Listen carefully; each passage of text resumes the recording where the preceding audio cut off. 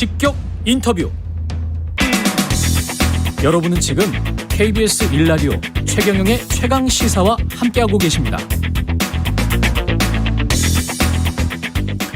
네, 코로나19 확진자와 위중증 환자 숫자 심상치가 않고요. 방역당국은 3차 접종 부스터샷의 필요성을 거듭 강조하고 있습니다.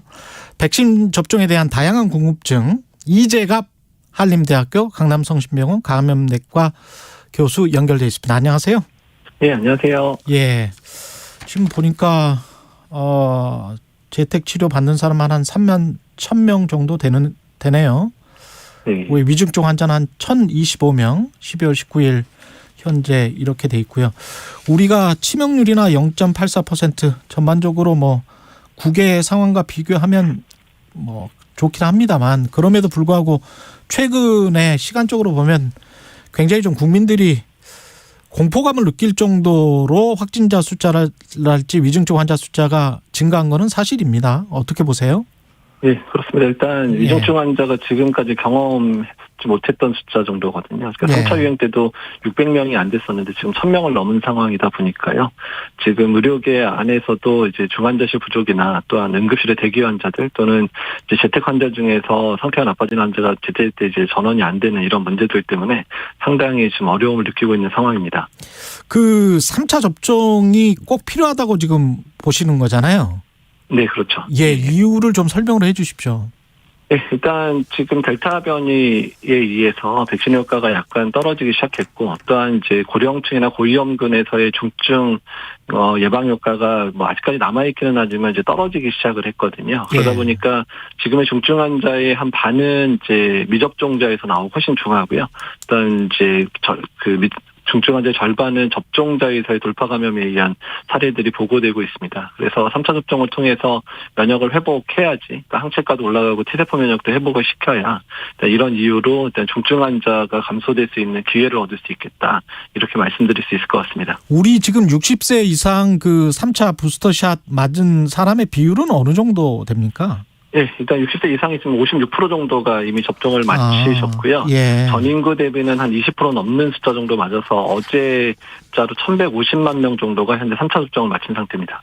그러면 이런 패턴이면 4개월 후에 또 4차 부스터샷 맞고 이렇게 돼야 되는 건가요? 어떻게 보세요? 일단 이제 그 부분에 대한 연구가 또 진행이 돼야 되는데요. 두 가지 변수가 있는데, 그러니까 3차 접종의 이제 예방 효과가 얼마나, 이제 2차 접종에서 얼마나 더 좋아졌느냐, 또 얼마나 오래 가느냐에 대한 부분이 첫 번째 이제 연구를 그렇겠죠. 해야 되는 부분이고요. 두 번째는 이제 오미크론 변이가 백신 효과를 상당히 떨어뜨린다고 돼 있거든요. 그렇게 되면 오미크론 변이가 만약에 국내에서 주된 유행주로 바뀌면서 유행 패턴이 바뀌게 된다 그러면 일단 백신 효과가 더 빨리 떨어질 가능성이 있어서 일단 그 부분이 또한 이제 접종 간격을 정하는 데 아주 중요한 요소가 될 것 같습니다. 오늘 나온 보도 보니까 오미크론 변이가 3차 접종자에게도 4명 감염시켰다, 이렇게 나와 있더라고요. 예, 그러니까 지금 이제 영국에서 이제 확진자가 늘다 보니까 오미크론 변이에 대한 이제 예방 효과, 그러니까 3차 예방접종 예방 효과가 나오고 있는데요. 지금 3차 예방접종 효과가 델타 변이에 대해서는 90% 이상으로 유지가 되는데, 지금 이제 오미크론 변이에 대해서는 한 조금 떨어져서 75% 정도 효과가 있다고 되어 있습니다. 그러니까 한 25% 정도는 이제 돌파 감염이 있을 수 있지만 그래도 75% 정도면 3차 접종의 의미는 있겠다라는 수준으로 보시면 될 것 같습니다. 지금 가장 빨리 맞은 백신 접종을 완료했다, 2차 접종까지 완료했던 나라가 이스라엘인데, 이스라엘 총리가 5차 대유행이 시작됐다고 하면서 4차 접종 임상 돌입하겠다, 이렇게 지금 선언한 기사가 나와 있네요.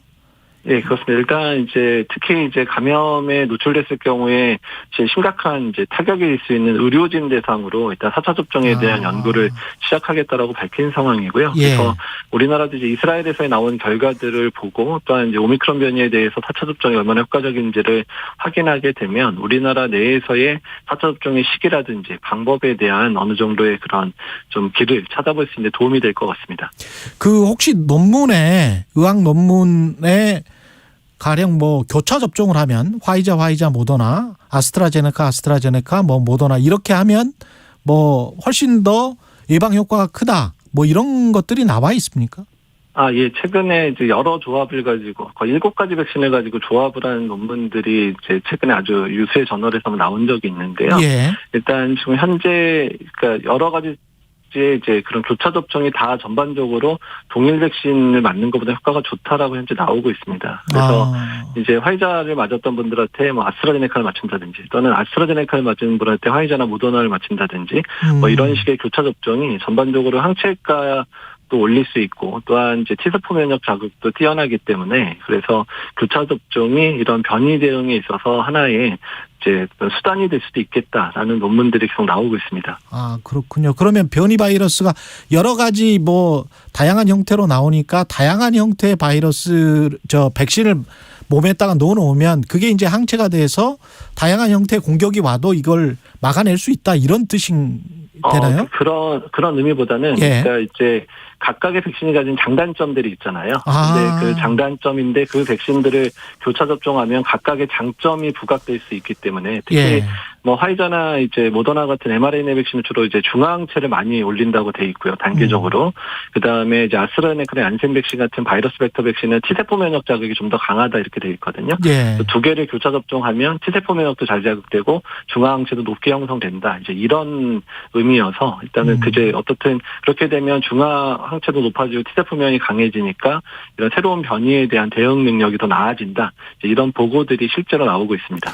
의학적으로 보면 어떻습니까? 3차, 4차를 맞게 돼서 어떤 임계점이 넘어가면 그래서 항체가 완벽하게 형성이 되면 그다음에는 더 안 맞아도 된다라는 그런 횟수에 대한 그 횟수에 대해서 부담감을 느끼는 어떤 사람들도 많을 것 같아서 이런 질문을 드리는 건데요.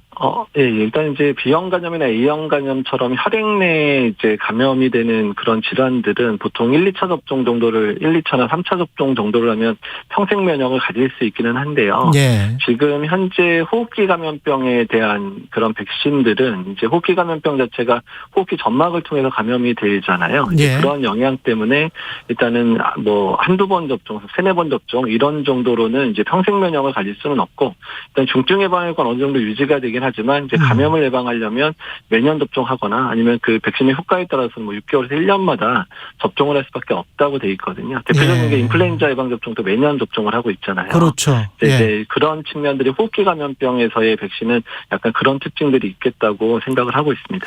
그 소아나 청소년들 백신 접종 여부 두고 사회적 논란이 컸었는데 교수님은 어떻게 보십니까? 네, 일단 10에서 17세 예방접종 매우 중요해졌고요. 그러니까 예. 특히 델타 변이나 오미크론 변이 때문에 소아청소년에서의 그런 중증 환자도 어느 정도 늘어나고 있는 상황이고요. 또한 이제 앞으로의 내년 1학기의 등교 수업이라든지 또 아이들의 학원을 또 안전하게 다니려면 예방접종을 잘 맞아야 그 이후의 학사 일정들이 이제 평탄하게 진행될 수 있거든요. 그래서 여러 가지 사회적 부분 또는 아이들의 감염 예방 또는 중증 예방 효과 때문에도 10에서 17세에 대한 예방접종 반드시 시행이 돼야 된다고 생각을 하고 있고요. 또한 5세에서 11세에 대한 예방접종이 미국이나 캐나다 등에서는 시작되고 있는데 우리나라에서도 전향적인 검토를 통해서 5에서 11세에 대한 예방접종도 시작해야 된다고 생각을 하고 있습니다. 예. 최근 한 세미나에서 코로나19 관련해서 국내 언론 보도 행태에 상당히 강하게 비판을 하셨는데 뭐가 문제라고 네. 보세요?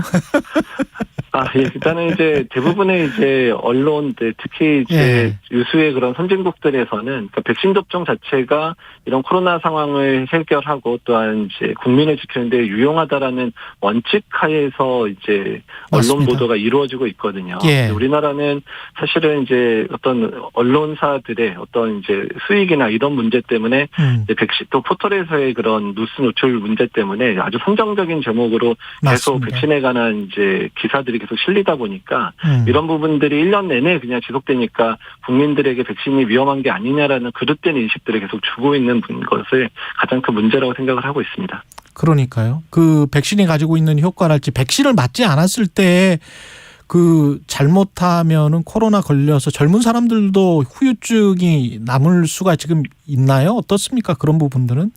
예, 사실 지금 델타 변이 이후에 젊은 층에서의 중증 환자도 상당히 많이 발생을 하고 있거든요. 예. 또한 폐렴이 심하게 와서 한두 달 정도 이제 걷거나 그러면 숨찬 증상이 지속되는 사람들도 있고, 또한 감염 자체에 대한 심리적인 타격 때문에 우울증이라든지 스트레스 장애를 호소하는 그런 사람들도 꽤 많거든요. 예. 그래서 코로나 감염 자체가 주는 질병 자체의 부담뿐만 아니라 심리적 부담, 또한 사회적인 부담들이 매우 크게 나타난다. 젊은 층에서도 마찬가지로 나타난다라고 좀 보고가 되고 있습니다. 예, 이번 방역 강화 조치 어떻게 평가를 하세요? 너무 늦었다는 지적도 있습니다만은. 예, 뭐 늦기는 했지만 안 할 수는 없는 상황이었고 이제 시작됐으니까 국민들께서 잘 동참해 주셔서 일단 뭐 다른 건 둘째치고라도 일단 중증 환자가 감소해서 일단 이제 코로나19로 사망하는 분들의 숫자가 좀 줄었으면 좋겠고 중환자실에서 고생하는 분들의 숫자가 줄었으면 좋겠습니다. 특히 3차 접종과 사회적 거리두기가 동시에 잘 이루어져서 일단 의료 체계의 부담이 많이 좀 덜어졌으면 하는 생각입니다. 예, 끝으로 방송 들으시는 청취자분들에게 당부의 말씀 좀 부탁드립니다. 계속 강조했지만 일단 3차 접종, 성인에서의 3차 접종, 또한 소아청소년에서의 일단 예방 접종 꼭 시행을 해주셔야 될 것 같고요. 일단 거리두기에 동참을 잘해 주셔서 일단은 코로나19로 사망하거나 중증에 빠지는 그런 분들을 최소화시키는 게 국민들의 노력으로 인해서 달성될 수 있을 거라 기대하고 있습니다. 예, 알겠습니다. 오늘 말씀 감사하고 이재갑 한림대학교 강남성심병원 감염내과 교수였습니다. 고맙습니다. 네, 감사합니다. KBS 1라디오 최경영의 최강시사 1부는 여기까지입니다. 잠시 후 2부에서는 최고의 정치 더불어민주당 진성준호, 국민의힘 송일정 의원 만납니다.